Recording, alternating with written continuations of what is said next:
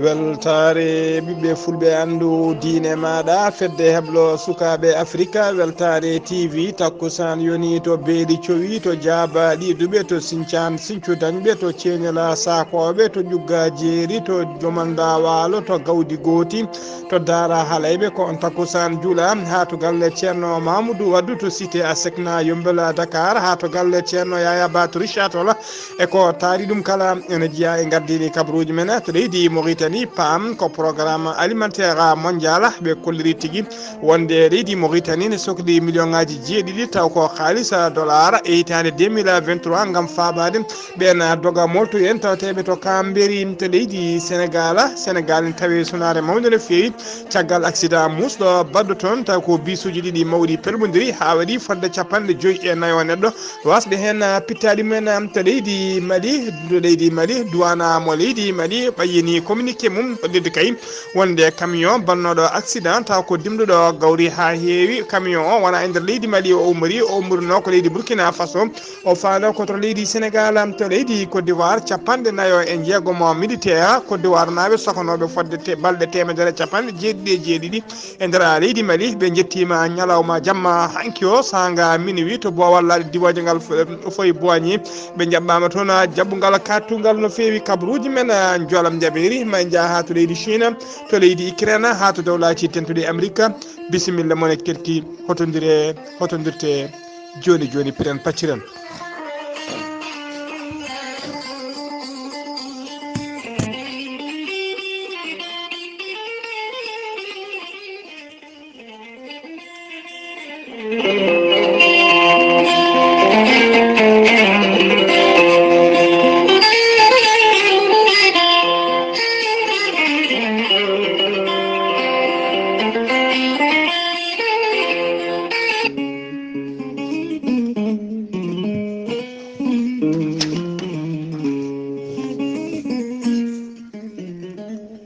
ceerno Djiby Sy ko wittiyanke leɗɗe ko safriyanke safruji fina tawa ceerno Djiby Sy ko aadiyanke mo firtata aadi mo aadodiri e jayde weltare ɓiɓɓe fulɓe andu diine maɗa ceerno Djiby Sy ko safriyanke safruji fina tawa omo safra rafiji kewɗi ɗi jiida cirolo ceerno Djiby Sy ene safra wonduɓe diabète wonduɓe asmo tension cholestérol rewɓe ronkuɓe sowade rewɓe datraɓe kala wonduɓe kista fibrome dogam sita e dendagal rafiji rewɓe no diderno ceerno Djiby Sy ne yawran ɓen worɓe ustoraɓe gorago e yawɓe yitade koye mumen ceerno Djiby Sy ko jaadino ɓalwalla e donowal kala ceerno Djiby Sy ene jogui leɗɗe fannuji tati hen fannu goto sa hutorima ɗum 1 rafini yaltema ha laaɓa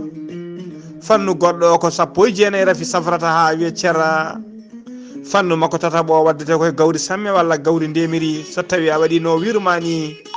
ko famɗi kala fodde temedere rafi ma yaltema ha laaɓa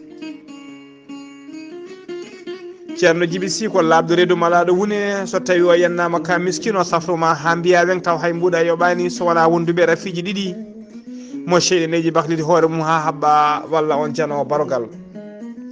ceerno Djiby Sy ne jogui peggue usula pewnade bawɗe neldede kala leydi e kala continent ko ɓeydoje arsigaji pirtoji dabaruji ceerno Djiby Sy ene yawrani ɓen sagataɓe ɓe arsugaji men kippi e ɓe rewɓe sattoraɓe dewle kala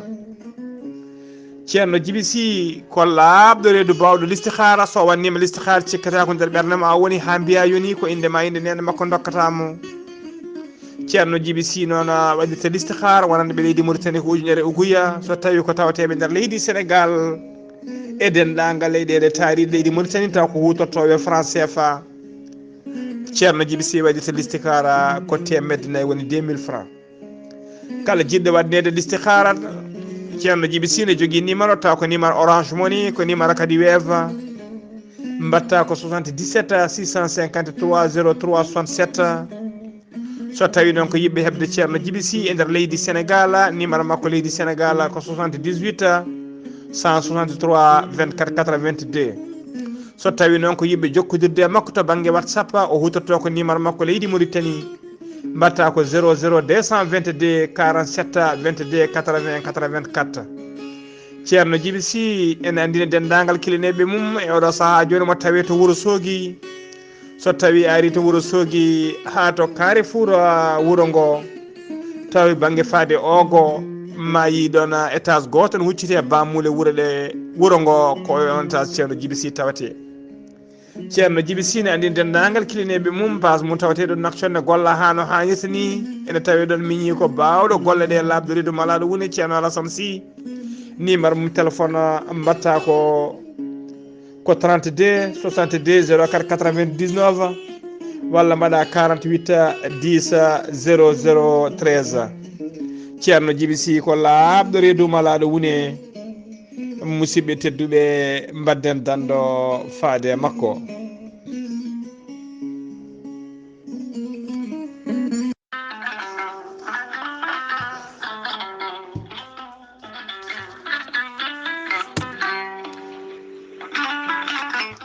musidɓe tedduɓe funnangue hirnangue rewoy worgo sahale ɓaleri jam koye are meɗena jam garɗo e men ko kiiɗo hen lekki kewki kawisaji cafroki ñabbuji kewɗi cuuɗotoɗi e nder ɓalli ko wayno joguiɗo caɗele AVC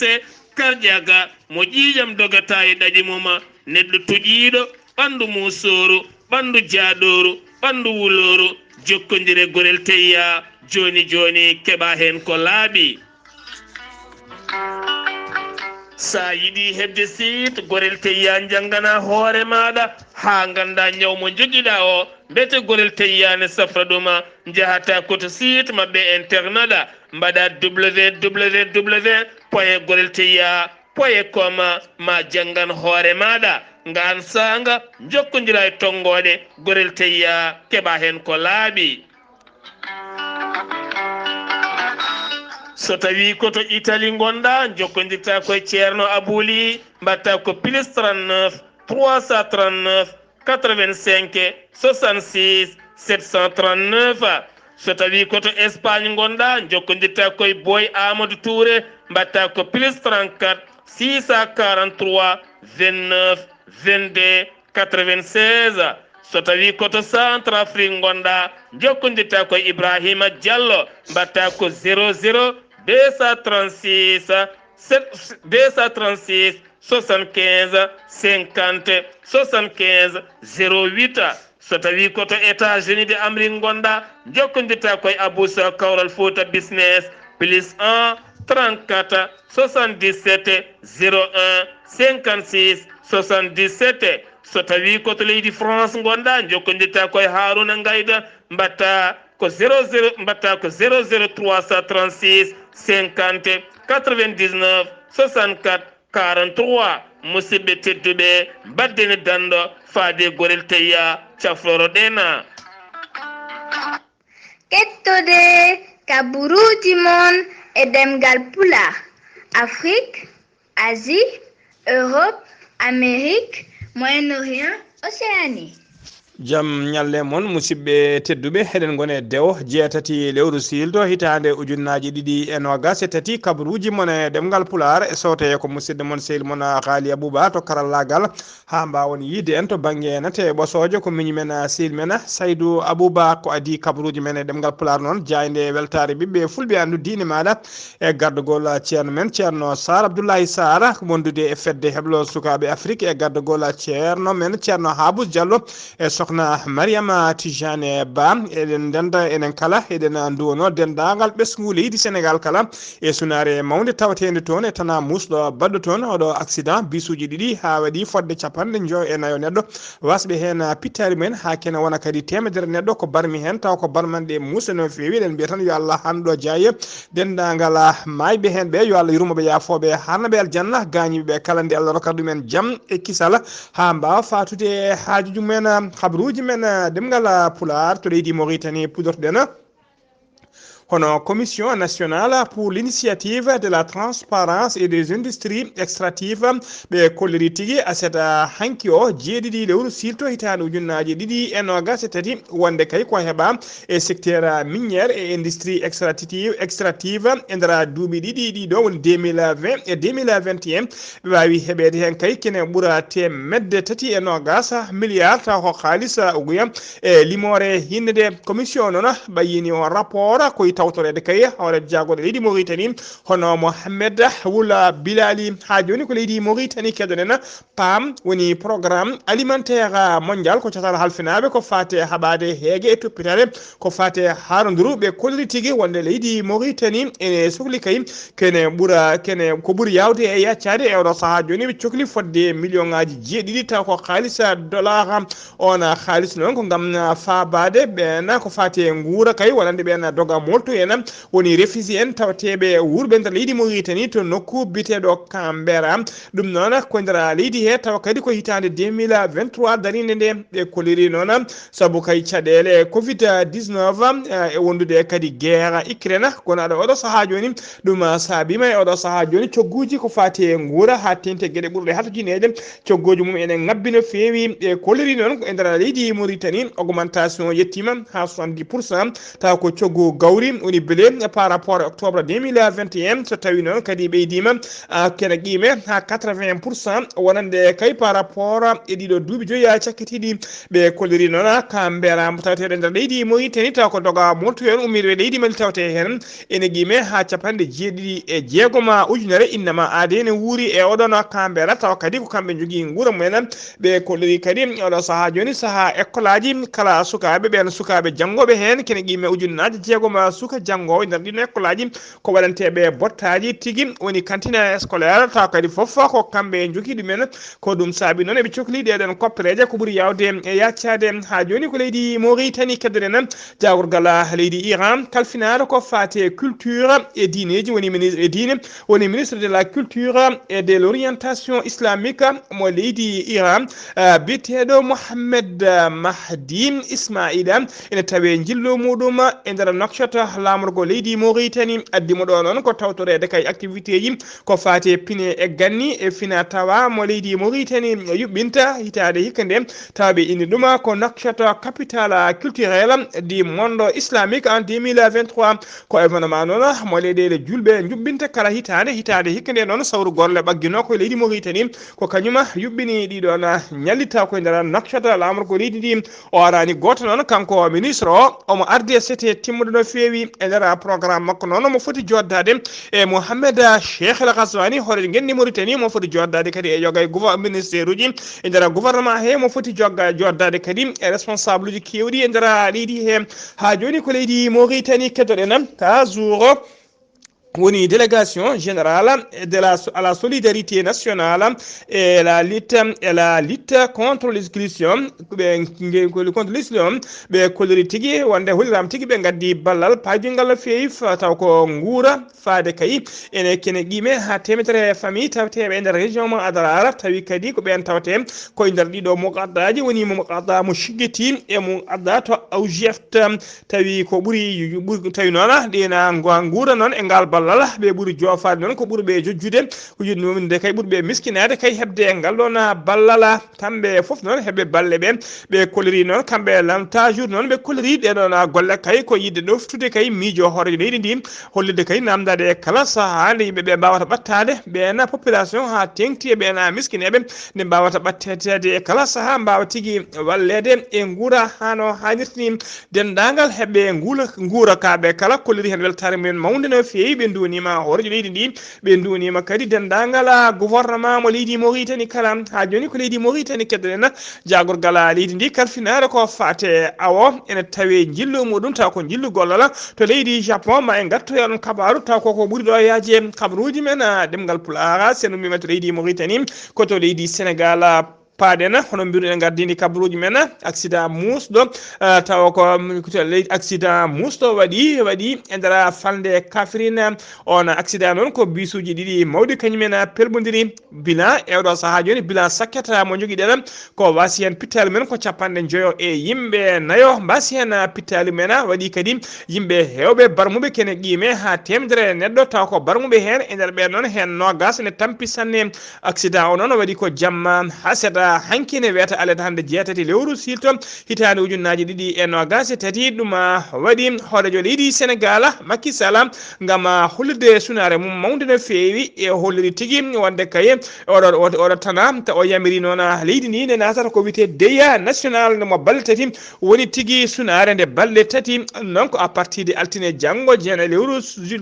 silto hitande ujunnaji ɗiɗi e nogas tati ɗum fuɗɗoto kanko Macky Sall noon mo duuno dendagal famille aji jayaɓe hen ɓe kala mayɓe ɓe mo wiya yo Allah yurmoɓe yafoɓe harnaɓe aljanna mayraɓe ɓe mo wiya yo Allah hokka ɗumen no tinori dendagal gañiɓe hen ɓe kadi omo duuna ɗumen nde Allah rokka ɗumen jaam rokka ɗumen kisala ha mbawa fatude galleji men o holliri noon kanko holliri kadi altine janggo o ma conseil ministériel jooɗo ko fati kay e yurnitade ko fati sécurité routiére woni tigui ko fati ya garta autoji teskaɗi kay e kala saaha accident ji musɗi taw ko jadduɗe wargoji ene mbaɗa e nder leydi hen accident o noon waɗi mbiɗen ko tolno Kafrine tawa kadi waɗɗani ngoɗo wuuro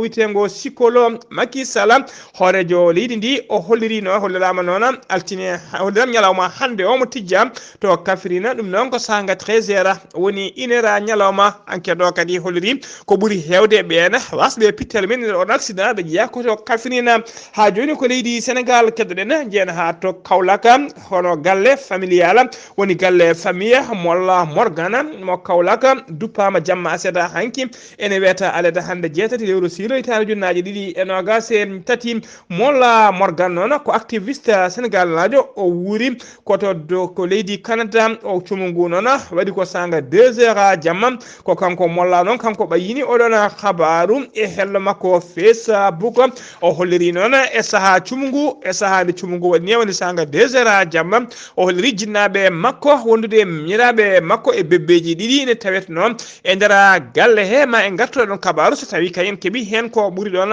labde ha joni ko leydi Sénégal keddoɗen jeyan ha to Ziguinchor jabbuɗen musidɗo men siri men Amadissa Kébé assalamu aleykum wa rahmatullahi wa barakatuh wa rahmatullahi taala wa barakatuh Ghalii Abuu Bah salmitama e dennagal hettoɓe weltare TV kabaruji garoɗen ɗo e nder Ziguinchor jeetego to e Karbane ina wayno bato Aliou Sitoé Diatta ina rewa ɗon ara kadi ha kosta e pom mabɓe o ɓe mbawa jolde ɓe jaaha Dakar so ɓe ummima Dakar ɓe gara ha ɗon kadi kosta ɓe mbawa jippade kamɓe Karbane naɓe ɓe kolliti weltare mabɓe no fewi e laamu ngu no waɗiriɓe e oɗo président de la république Macky Sall nde wonnode président arano nde soɓe joola e bateau o ɓe jaranno ko laaɗe haɓe kosta e bateau o ɓe mbawa jippade walla ɓe mbawa jolde ɗum noon ɓe kolli weltare mabɓe e laamu ngu ɓe kolli kadi mabɓe jaggan kadi président de la république e mandat muɗum garowo o so eno mima ɗon jehinto e Camaracounda frontiére hakkude Guinée Bissau e Sénégal kamɓe dey ɓe kolliti département Camaracounda ɓe mbi eɓe gondi toon e caɗele ɓe mbari lawol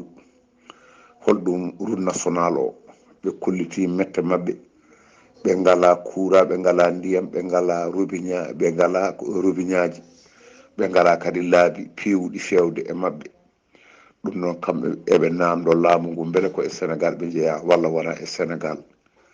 hande dey eɗen gandi caɗele mawɗe mbaɗi accident musɗo yaltirde Ziguinchor fewde to e Guinée Bissau ina wayno autoji ɗiɗi kadi mbuɓɓodiri ɗon hen auto goto ina sarsino holɗum ƴulɓe omo buɓɓodiri e auto goɗɗo oɗo ko transport ina nawanno yimɓe waɗi hen ɗiɗo bersuɓe noon kono noon ala mayɗo ɗum noon eɗen gandi ɗum kewi toon hande toto Kapsikiring ɓe kolliti maayo ngo ƴerdego ego ƴera no fewi ego yaawi koyngal ego naata e guilay e guese mabɓe ɗum noon so woppani guese fewi ko e galleji ɗum noon eɓe gulliti laamu ngu yo waw hanganade ɓe ngoɗo maayo haɓe mbawa dañde ɗo ɓe mbawi remde so ronki ɗum demal mabɓe kam gasa ko ha laaɓa nattoya e nder gueji. Weltare TV musidɗo Amadou Issa Keɓe gorko mbotto kabaruji ɗo fuɗɗo radio Zik FM jokkodirde e Ghalii Abuu Bah yo Allah hokke walde jaam. Allahumma amina seydi Keɓe golle ma jooɗi peewi seno mima toon to Ziguinchor paɗen koto leydi Mali to leydi Mali camion dimdenoɗo kene qimen ha ujunere saka taw ko saka gawri a waɗi accident waɗi bagnoɗo accident o yani noon ko sara wuuro witego Diboli ɗon waɗɗani keerol hakkude leydi Mali e leydi Sénégal ɗum wonno ko yontere ɓennude yimɓe hewɓe noon cikkanno oɗon camion o ummirno ko lenta leydi Mali fano ko leydi Sénégal ɗum saabi ɗum sarima no feewi e nder réseaux sociaux ji yimɓe hewɓe mbaɗino vidéo ji e nder réseaux sociaux ji hollide kay wonde kay laamu ngu kala e sifde kayita guila ñande nogas e goo lewru décembre hollirde kay wonde ko interdit yaltinde gawri e nder leydi Mali ene nawa ɗum e leyɗele goɗɗe ɓe kaali noon ɗum haɗani camion ngaji ne ndimda gaweje ene jaltina leydi ndi ene nawa ɗum to leydi Sénégal ɗum sarima no feewi e nder réseaux sociaux ji ko ɗum saabi noon hono douane woni koninkoɓe faggudude leydi ndi tawateɓe nder nden falde ɓe jaldi on kabaru wonde kay oɗon camion wona nder leydi Sénégal ummi ɓe kolliri tigui camion waɗi accident omo wanno fodde ujunere sac taw ko sac gawri woni 50 tonnes gawri taw gawri ndi noon holliri oɗon camion umurno koto leydi Burkina Faso fano koto leydi Mali camion o noon matricule mum ko AA 461 B TH 1385 K ko ɗum woni matricule makko o natiri leydi Mali koto bureau douane biteɗo here makko no oɗon natiri leydi he o fano koto leydi Sénégal ɓe jeddi noon kabaru o wonde camion kay ummori ko nder leydi Burkina nder leydi Mali kam leydi Mali noon mbiɗen koko siifi kayida holle kay hollirde kay gam wadde wittoji mabɓe anje kay guila leydi ndi nadde kay e ngakkede gawri woni heege ko ɗum saabi noon laamu ngu siifi kayidi wonde oɗo saaha joni caggal nde ɓe mbati ɓeeto ɓe kolliri leydi Mali kala hitande ene rema ha ujunnaji jeenayyi ha million ngaji jeenayyi tonnes gawri ko leydi Mali remata kala hitande koɓe kolliri noon wonde kala hitande ko ñamete nder leydi he to banggue gawri ne qime ha million ngaji nayya piccal joyyi woni 4,5 million de tonnes ko foti ñamede koɓe kewi ñamde ko ɗum saabi noon laamu ngu handi ka hay frontiére anje gaweje ɗe jaltini leydi ndi e oɗo saaha joni douane o noon en andi dendagal bandiraɓe malinaɓe wurɓe nder leydi Mali e caggal leydi kala yo gandu wonde oɗo camion wona e nder leydi Mali o ummi o ummirno ko leydi Côte d'Ivoire limmino ko leydi Burkina Faso o fecciti nder leydi Mali o fano koto leydi Sénégal habruji men ɗemgal pulaar seno wima to leydi Mali koto Côte d'Ivoire paɗen 46 militaire Côte d'Ivoire naɓe sokonoɓe fodde balle temedere 97 nder Bamako lamorgo leydi Mali woppitaɓe mbadi grâce présidentielle ɓe jettima aseta hanki o jamma sanga 0 heure to bowal laade ngala Félix Houphouët-Boigny to Abidjan ko avion militaire mo hinde cargo kañuma addiɓe kamɓe noon ɓe umorno leydi Mali Bamako ɓe ummi toon ko sanga 16h50 woni 4h50 ɓe ummi Bamako ɓe ndewoyi koto lamorgo ɓe ndewoyi koto Lomé lamorgo leydi Togo ɓe mbawi toon joddade e jarnude hono horejo leydi Togo e gonnoɗo médiateur ko fate crise o nde ɓe ummi toon noon ɓe jetti Abidjan to bowal laade diwoje tawa ɓe gaddi ministre mabɓe caggal finaɗo ko fate défense ɓe tawi noon Alassane Dramane Ouattara horejo leydi ndi e dendagal ministre ji mum e temedde ɗiɗo neɗɗo taw ko yimɓe jeeyaɓe gouvernement he wondude famille aji kamɓe militaire ɗi ne gaari jaɓɓade ɓe to bowal laade diwoje mone mabɓe kala nde jippi ne jogui alaray mo leydi Burkina mo leydi Côte d'Ivoire ɓe mbawi tigui mone mabɓe kala faade Alassane Dramane Ouattara ɓe dokki ɗum jungo ɓe calmini ɗum hollirde weltare mabɓe mawde no feewi artude e gendi no pular heewide gendi ɓuuri gowani ndemadi ɓuuri jiggadi kabaruji men ɗemgal pulara sen ummima to leydi Côte d'Ivoire kabaruji men jolama jaɓɓeri koto leydi Chine paɗena to leydi Chine noon kabaruji men jolam jaɓɓeri sen ummima to leydi Côte d'Ivoire koto sen ummima to leydi Mali koto leydi Chine paɗena to leydi Chine noon teskama alada hande jeeyata tati lewru silto hitande ujunnaji ɗiɗi e nogas e tati ko accident musɗo waɗi toon to funnague leydi Chine to ko camion goto felɓodiri toon e cortège noon woni autoji deggodirnoɗi taw ko autoji deggodirnoɗi ko fati kay e wirde woni ubboyoji mayɗo on accident noon waɗi yimɓe jeena wasɓe hen pittali men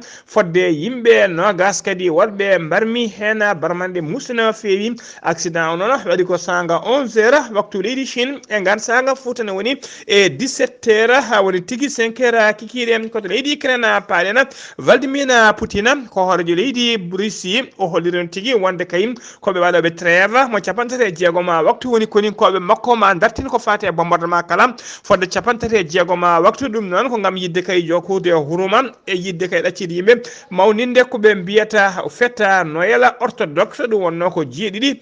janvier woni ñalawma hanki o kono noon ɗum laataki saabu kay aljuma ɓennuɗo o e seeɗa hanki kala fayi oɗo saaha joni laaɗe mabɓe ne jokki bombordude e widdade bommoje mum e nder leydi Ukraine koto dowlaji tentuɗi Amérique cakkitoɗen Kevin McCarthy o suɓama o laatima président de la chambre des représentants ɗum juuti no feewi sungo ngo juuti no feewi saabu kay ɓe jeehi ha fodde 15 tours ɓe jeehi fodde laabi sappo joya eɓe goota taw kadi ala herƴinnoɓe ɗen woode so wona ɓen witeɓe les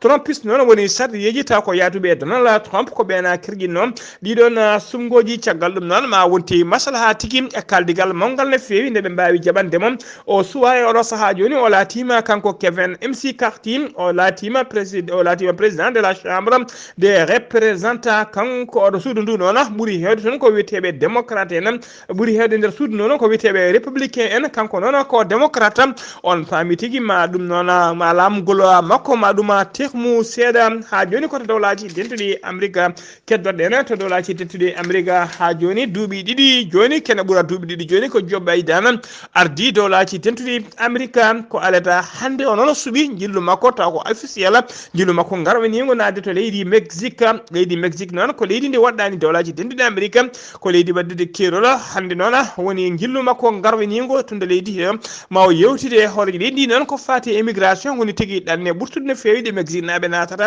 e nder dowlaji tentuɗi Amérique maɓe jewti hen ɓe jewta kadi ko fati trafic drogue muso no fewi mo Mexique naɓe mbaɗata nanude ɗum e to dowlaji dentuɗi Amérique musidɓe tedduɓe gasi ha laaɓi ceerno ko ɗum ɗo wonno ko tonguɗino habruji men e ɗemgal pulaar e sawta he ko musidɗo moon sehil moon Ghalii Abuu Bah to karallagal ha mbawon yiide en to YouTube ko Saydou Abou Bah so tawi koto Ziguinchor ko Amadou Isaga Keɓe ñalawma janggo ma ketto musidɗo men sehil men Sara Blay Sarr ketkimalaki jaam yo jaam Allah jogom jogo. Low battery, please charge.